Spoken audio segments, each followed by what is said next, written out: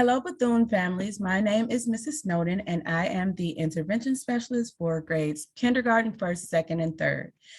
Today, I will be reading to you chapter 4 of Frindle. The title of chapter 4 is Word Detective.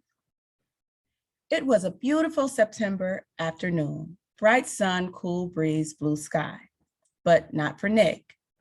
Nick had to do a little report for the next day, plus copy out all the definitions for 35 words. For Mrs. Granger, this was not the way school was supposed to work, not for Nick. There was a rule at Nick's house, homework first, and that meant right after school. Nick had heard his older brother James groan and grumble about the rule for years, right up until he graduated from high school 2 years ago.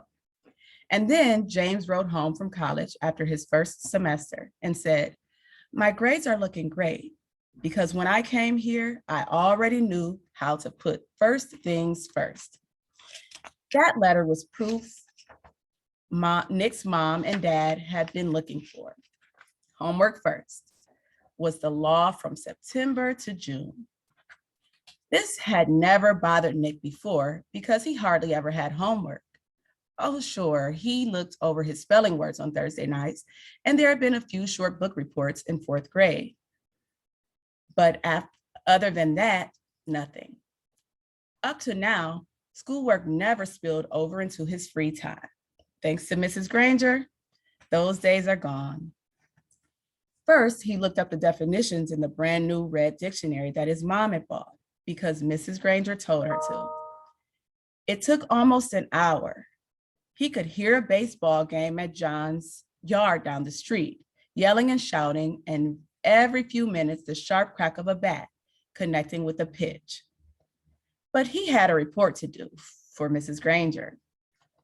Nick looked at the very front of the dictionary. There was an introduction to the book called Words and Their Origins. Perfect, Nick thought. It was just what he needed to do his report. It would all be over in a few minutes. Nick could already feel the sun and the breeze on his face as he ran outside to play. Homework all done. Then he read the first sentence of the introduction. Without question, this modern American dictionary is one of the most surprisingly complex and profound dictionary documents ever to be created, for it embodies unparalleled etymological detail, reflecting not only superb lexicographic scholarship, but also the dreams and speech and imaginative talents of millions of people over thousands of years. For every person who has ever spoken or written in English has had a hand in its making. What?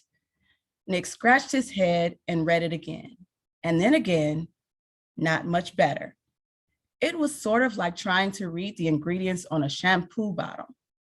He slammed the dictionary shut and walked downstairs. Nick's family did a lot of reading, so bookshelves covered 3 of the 4 walls in the family room. There were 2 sets of encyclopedias. The black set was for grown-ups and the red set was for kids. Nick pulled out the D volume from the red set and looked up dictionary. There were 3 full pages with headings like early dictionaries, word detectives, and dictionaries today. Not very exciting, but he had to do it. So Nick just plopped down on the couch and read all of it. And when he finished with the kid's book, he opened up the black encyclopedia and read of most of what it said about dictionaries too.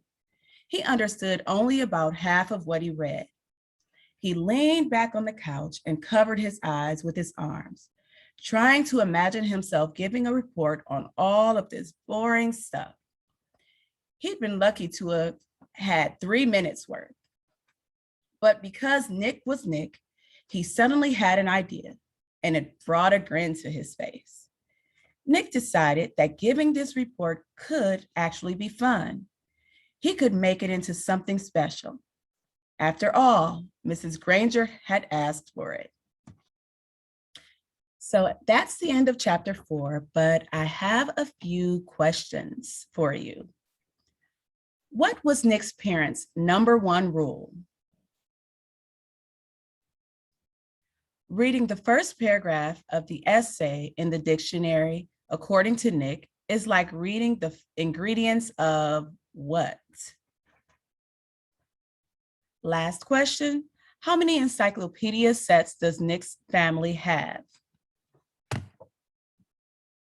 Think about those, answer them if you can, and thanks for listening.